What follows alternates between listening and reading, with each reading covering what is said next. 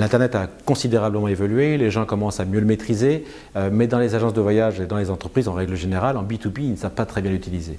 Google, aujourd'hui, est à la recherche de nouveaux clients pour des marchés à dépenser en communication ou en marketing, et donc nous a fait une proposition que je trouve extrêmement constructive.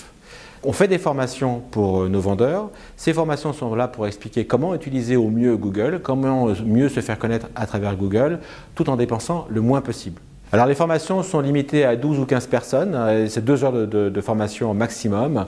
Et à partir de là, il y aura un échange entre un formateur de Google et un formateur marketing chez moi. Les formations se passent toujours au siège, nous offrons les transports à nos adhérents, on prend les repas en charge, la formation est toujours gratuite. Le numérique est un outil extraordinaire. Aujourd'hui par exemple le réceptif, on ne peut travailler le réceptif que grâce à Internet. Alors que l'Internet, le B2B, permet d'avoir des éléments directs, des photos, des dossiers montés, que l'on prépare, que l'on crée et que l'on renvoie en B2C à nos clients avec les prix. Si je reprends les GDS, un GDS aujourd'hui, comme hier d'ailleurs, on l'utilise qu'à 2 pages ou 3 pages maximum. On parle toujours des grands acteurs nationaux et internationaux, mais on oublie toujours qu'ils ont une communication qui coûte extrêmement cher et ils ont un personnel qui peut monter entre 1500 et 2000 personnes.